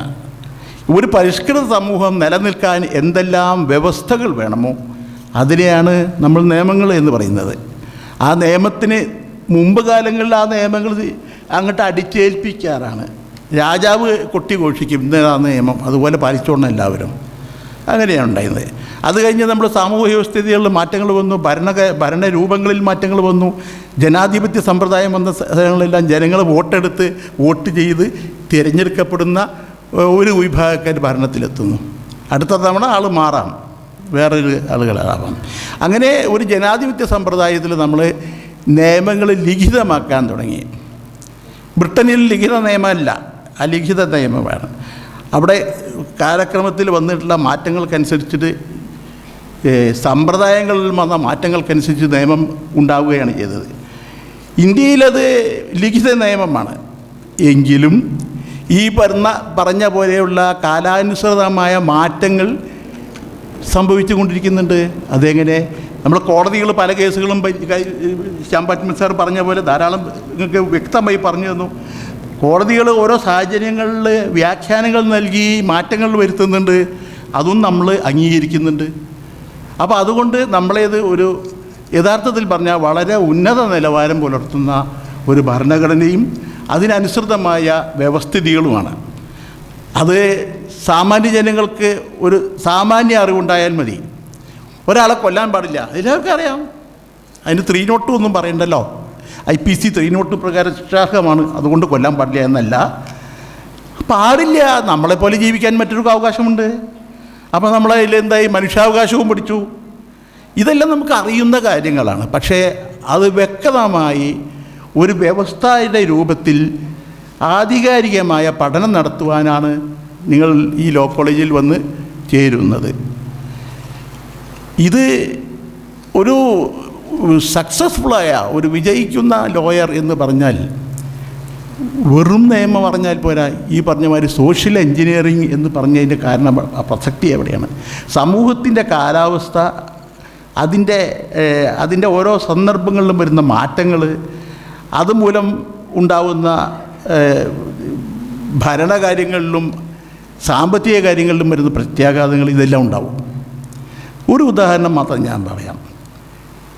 ഇവിടെ മുമ്പ് ഇന്ത്യ സ്വാതന്ത്ര്യം കിട്ടിയതിന് ശേഷം 1970 ജനുവരി 1 വരെ ജന്മിത്വ സമ്പ്രദായം നിലനിന്നിരുന്നു. ജന്മിത്വം വെച്ചാൽ ജന്മി എന്ന് പറഞ്ഞ ഒരാളുണ്ടാവും. അയാളെ കയ്യിലാണ് കുറേ ഭൂമി ഉണ്ടാവും. എന്നിട്ട് അയാളെ അടുത്ത് ഞാൻ പോയി ഇങ്ങനെ എനിക്ക് കുറച്ച് കൃഷി സ്ഥലം കിട്ടിയാൽ നന്നായിരുന്നു എന്നൊക്കെ പറയുമ്പോൾ അയാൾ കുറച്ച് സ്ഥലം തരും. അത് അത്ര സ്ഥലം നീ എടുത്തോ, അത്ര 1 ഏക്കർ അളന്നങ്ങോട്ട് കൊടുക്കും. പോയിട്ട് കാര്യസ്ഥം പോയി അളന്ന് കൊടുക്കും. അളന്ന് കൊടുത്തു കഴിഞ്ഞാൽ ആ സ്ഥലത്ത് അവർക്ക് കൃഷി ചെയ്യാം. അങ്ങനെ ഒരു ജന്മിത്വ വ്യവസ്ഥ. ഇപ്പം ആ വ്യവസ്ഥ ഇല്ല. അന്ന് ആ നിയമം വന്നു. 1970 ജനുവരി 1 മുതൽ ജന്മിത്വം അവസാനിച്ചു. എന്തുണ്ട് പിന്നെ ജന്മിയുടെ കൈവശമുള്ള സ്വത്തുക്കളെല്ലാം കൈവശക്കാരന് കിട്ടി. വലിയൊരു സാമൂഹ്യ പരിവർത്തനമാണ് ഉണ്ടായിട്ടുള്ളത്. ഈ നിയമം, കാർഷിക നിയമം സമൂഹത്തിൽ വമ്പിച്ച ഒരു വിപ്ലവം സൃഷ്ടിച്ചു. വിപ്ലവം കത്തിയെടുത്തിട്ടല്ല, വാളെടുത്തിട്ടല്ല, വെട്ടിക്കൊന്നിട്ടല്ല. ഇതൊന്നുമില്ലാതെ നിയമത്തിലൂടെ വലിയ ഒരു സാമ്പത്തിക വിപ്ലവമാണ് ഈ ഭൂപരിഷ്കരണ നിയമം കൊണ്ടുണ്ടായത്. അപ്പോൾ നിയമത്തിൻ്റെ ശക്തി നിങ്ങൾക്ക് ബോധ്യപ്പെടുത്താനാണ് ഞാൻ പറയുന്നത്. ആ തോട്ട് ഡെവലപ്പ് ചെയ്ത് അന്നത്തെ സാമൂഹ്യ പരിതസ്ഥിതിയിൽ നിന്നാണ് ആ വിത്ത് മുളച്ചത്. ആ വിത്ത് മുളച്ചിട്ട് ഒരു നിയമമായി രൂപാന്തരപ്പെട്ട് സമൂഹത്തിനെ ഒന്നാകെ മാറ്റിയെടുത്തിരിക്കുന്നു. അതാണ് നിയമത്തിൻ്റെ ശക്തി. അപ്പോൾ അത് എങ്ങനെ വേണം, അതിൽ ഞാൻ ഒരു കാര്യം കൂടി നിങ്ങളെ ഓർമ്മിപ്പിക്കുകയാണ്. ആ ഭൂപരിഷ്കരണ നിയമം എഴുതിയുണ്ടാക്കിയത് ഒരു ലോയറാണ്. ആ ലോയറെ നിങ്ങൾക്കെല്ലാം അറിയാം, ഗൗരിയമ്മ എന്ന് പറയും. വളരെ സുന്ദരമായിട്ടാണ് ഇതിൻ്റെ യഥാർത്ഥത്തിൽ കോൺസ്റ്റിറ്റ്യൂഷണൽ ആസ്പെക്റ്റിൽ ചാലഞ്ച് ചെയ്തിട്ട് പോലും അതിൻ്റെ മുഖ്യമായ നിയമവ്യവസ്ഥകളെല്ലാം മാറ്റാനോ തട്ടിക്കളയാനോ പറ്റിയില്ല. പിന്നീട് ഇതുപോലെയുള്ള മാറ്റങ്ങൾക്ക് വരുമ്പോൾ ഭരണഘടനയിലുണ്ടാകുന്ന ചില വ്യവസ്ഥകൾ കോൺട്രഡിക്ഷൻസ് വരുന്നുണ്ട്. അതുകൊണ്ട് ഭരണഘടനകൾ ചിലത് ഭേദഗതി ചെയ്യേണ്ടി വന്നു. അങ്ങനെയാണ് 9ാം ഷെഡ്യൂൾ ഉണ്ടായത്. ഭൂപരിഷ്കരണ നിയമങ്ങൾ ഈ ഷെഡ്യൂളിൽ പെടുത്തിയിരിക്കുന്നു. അത് പാർലമെൻറ്റ് അതിനുള്ള നിയമം പാസാക്കി. അതെങ്ങനെ വന്നു? ഈ സോഷ്യൽ റിപ്രിക്കുഷൻസ്, സോഷ്യൽ പ്രത്യാഘാതങ്ങൾ വന്നപ്പോൾ, നിയമങ്ങൾക്ക് വരുന്ന പ്രത്യാഘാതങ്ങൾ വന്നപ്പോൾ ആ പ്രത്യാഘാതങ്ങളെ മാറ്റാൻ ഭേദഗതി ചെയ്യാൻ ഭരണഘടന ഭേദഗതി ചെയ്യണം എന്ന് വന്നു. അങ്ങനെയാണ് ഭരണഘടന ഭേദഗതി ഉണ്ടായത്. ഇതിൻ്റെ എല്ലാം ഇതിന് പിന്നിലെല്ലാം പ്രവർത്തിക്കുന്ന സോഷ്യൽ എൻജിനീയേഴ്സാണ് ലോയേഴ്സ്. അവരാണ് അഭിഭാഷകർ. നിങ്ങൾ ആ റോൾ എടുക്കാനാണ് ഇവിടെ വരുന്നത്. അതുകൊണ്ട് നിങ്ങൾ സാധാരണ നമ്മൾ ഇതുവരെയുള്ള 12ാം ക്ലാസ് വരെ പഠിച്ച മാതിരി ഒരു പൊതുവിദ്യാഭ്യാസമല്ല. 12ാം ക്ലാസ് വരെയുള്ള ഈ പഠനത്തിൽ പൊതുവിദ്യാഭ്യാസം എന്നാ പറയും. നിങ്ങൾ പത്രങ്ങളിൽ വായിക്കാറുണ്ടല്ലോ പൊതുവിദ്യാഭ്യാസം ഇല്ലേ? അത് ഇതാണ് ഒരു പൊതുവിദ്യാഭ്യാസം. എല്ലാ കാര്യത്തിനെ പറ്റി കുറച്ച് ഉണ്ട്. കണക്ക് കുറച്ചറിയാം, സാമൂഹ്യശാസ്ത്രം കുറച്ചറിയാം, ബയോളജി കുറച്ചറിയാം, കെമിസ്ട്രി കുറച്ചറിയാം, ഫിസിക്സ് കുറച്ചറിയാം, ഇംഗ്ലീഷ് കുറച്ചറിയാം, മലയാളം അറിയാം, ഹിന്ദി അറിയാം, അറബിക്ക് അറിയാം. ഇങ്ങനെ ഇതെല്ലാം കുറച്ച് പഠിച്ചിരുന്നു. പക്ഷേ ഇനി 12ാം ക്ലാസ് കഴിഞ്ഞാൽ നിങ്ങളിപ്പോൾ പുതുതായിട്ട് പറഞ്ഞല്ലോ ഒരു പുതിയ കാൽവെപ്പാന്ന് പറഞ്ഞല്ലോ. എന്തുകൊണ്ടാണ് അതങ്ങനെ പറഞ്ഞത്? പുതിയ കാൽവെപ്പാന്ന് പറഞ്ഞത് ഇനി നിങ്ങളൊരു ലൈനിലേക്ക് പോവുക. ഈ സമഗ്രമായത് പഠിക്കാൻ കഴിയില്ല എന്ന് ഞാൻ നിങ്ങളോട് പറഞ്ഞല്ലോ. എല്ലാം പഠിക്കാൻ കഴിവുള്ളവരാരാ ഉള്ളത്? എല്ലാം പഠിച്ചവരാരാ ഉള്ളത്? ആരുമില്ല. അപ്പോൾ അതുകൊണ്ട് എല്ലാം പഠിക്കലിൻ്റെ കഥ നിങ്ങളെ 12ാം ക്ലാസ്സോടുകൂടി കഴിഞ്ഞു.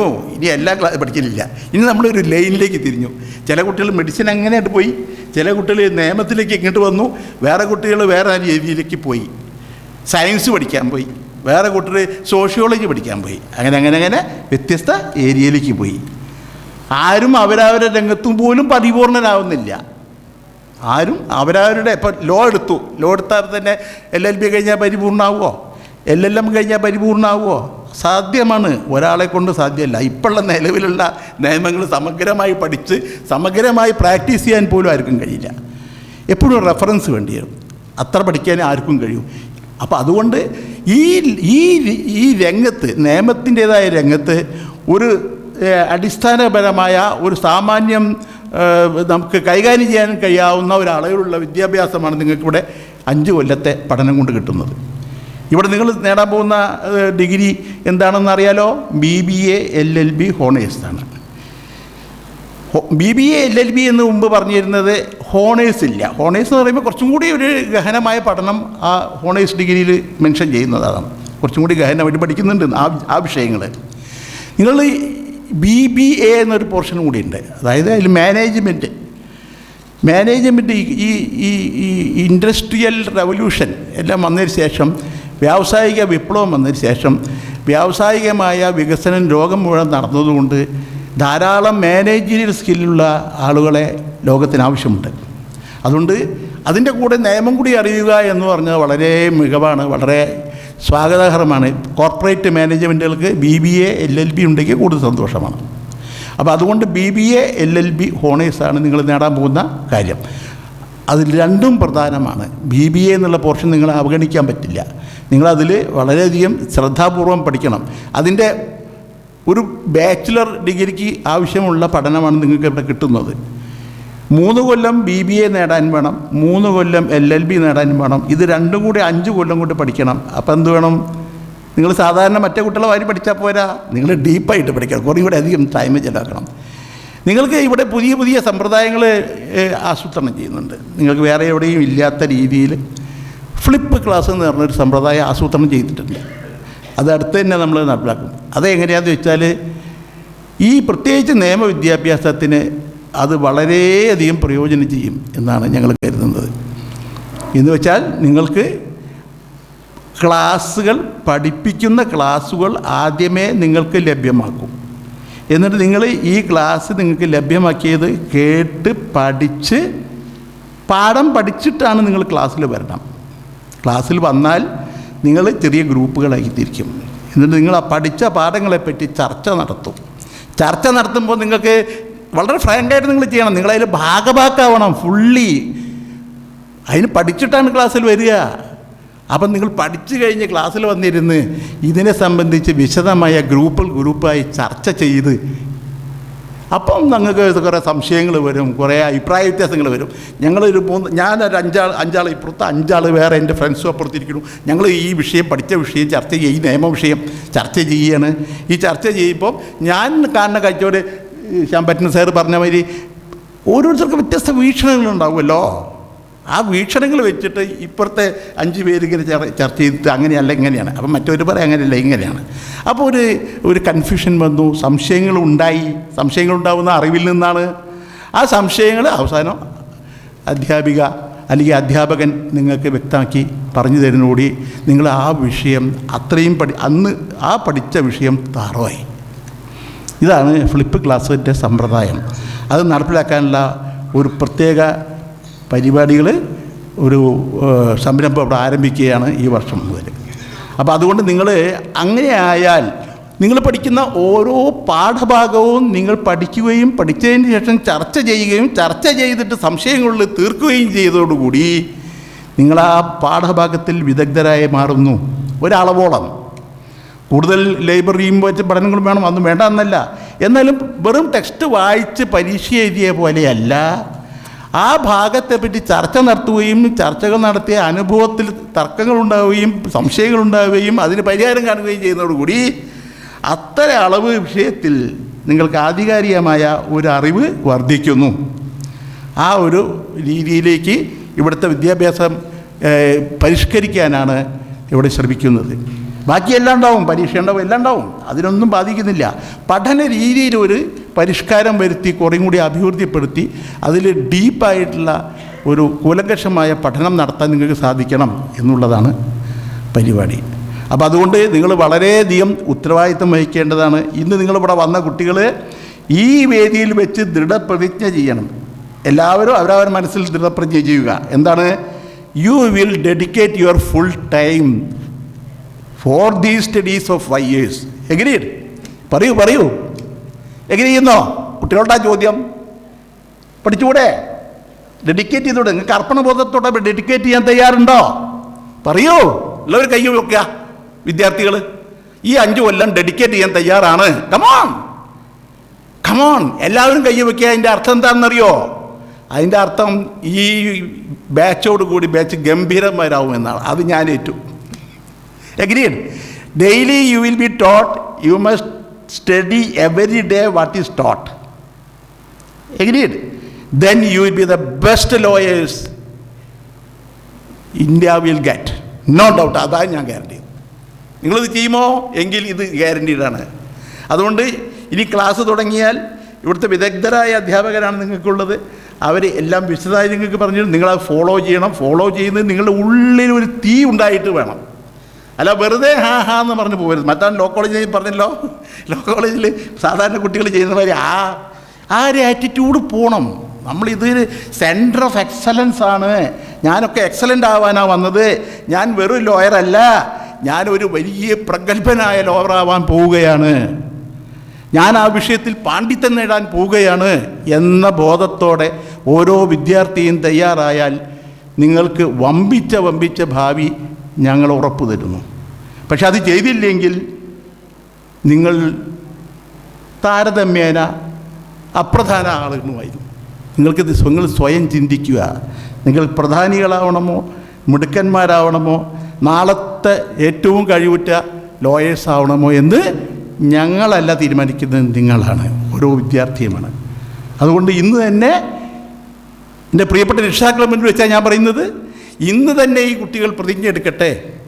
ഞങ്ങൾ 5 കൊല്ലം നിരന്തരമായി ശ്രമം നടത്തുവാൻ തീരുമാനിച്ചിരിക്കുന്നു. ഇവിടെയുള്ള ഗൈഡൻസോടുകൂടി നിങ്ങൾ ഓരോ ദിവസവും പഠിക്കുന്നത് സമർത്ഥമായി വളരെ മനസ്സിൽ ഉറച്ച് പഠിക്കുക.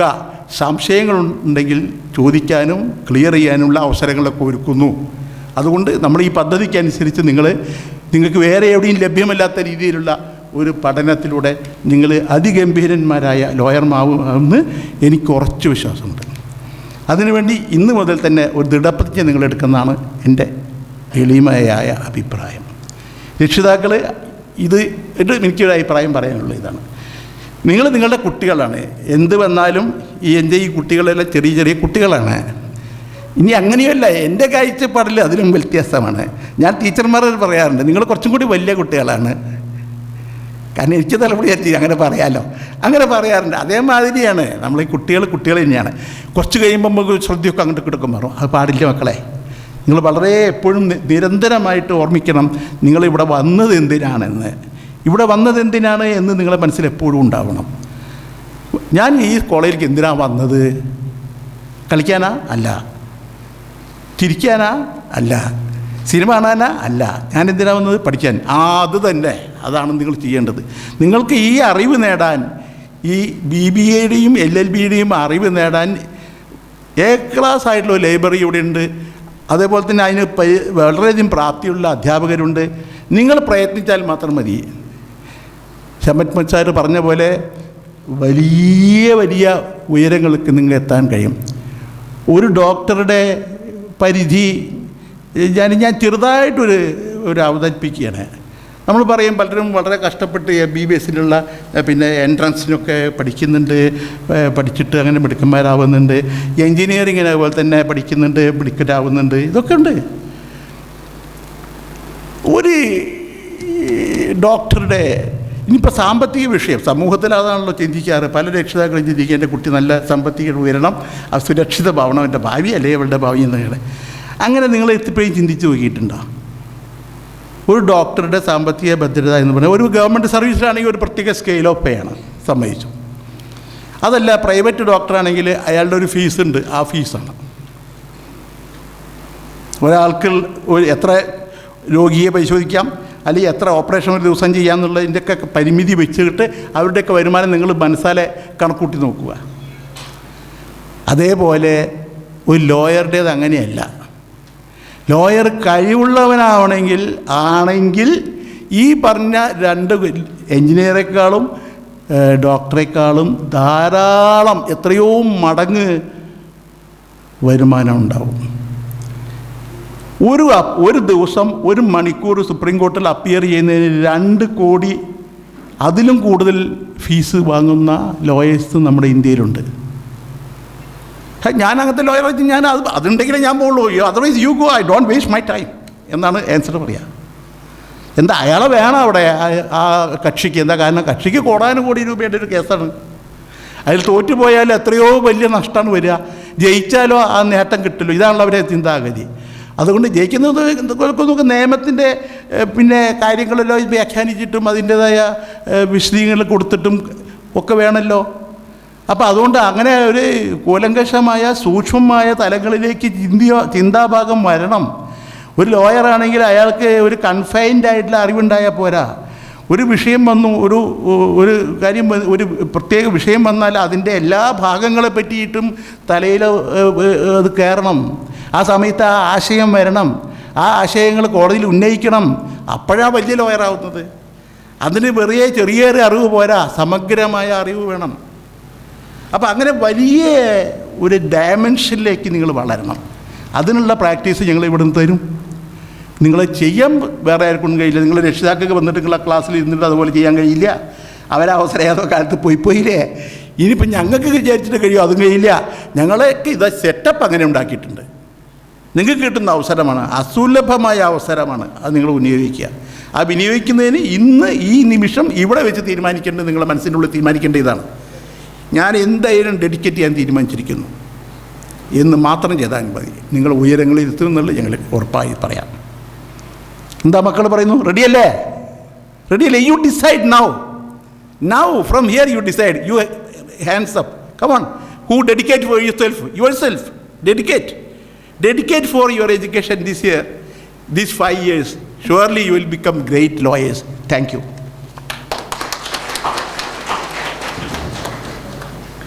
Thank you, sir, for your wonderful speech. Now, I would like to request my colleague, Ms. Sudha Mohan, to give the vote of thanks.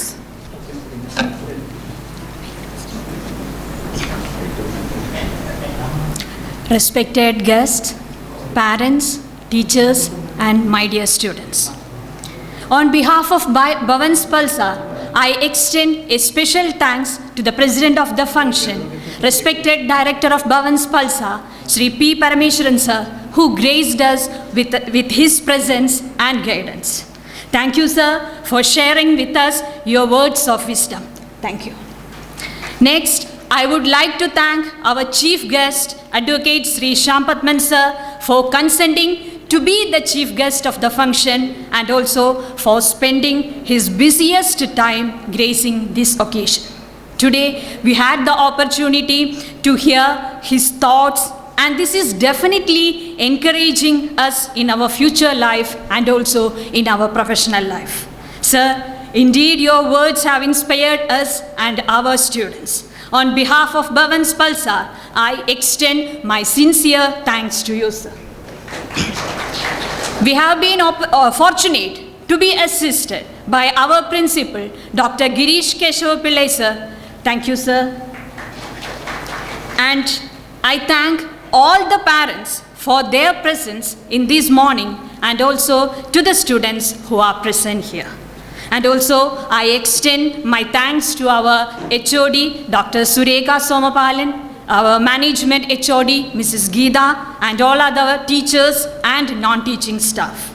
Once again, I thank you everyone for making this program a successful one. Thank you. Jai Hind.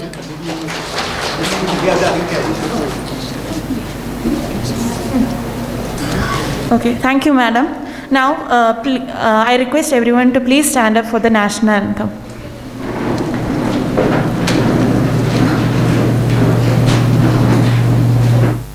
Jana Gana मन अधिनायक जय हे भारत भाग्य विधाता पंजाब सिंध गुजरात मराठा द्राविड उत्कल बंगा विंध्य हिमाचल यमुना गंगा उच्चल जलधि तरंगा तव शुभ नामे जागे तव शुभ आशीष मांगे गाहे तव जय गाथा जन गण मंगलदायक जय हे भारत भाग्य विधाता जय हे जय हे जय हे जय जय जय जय हे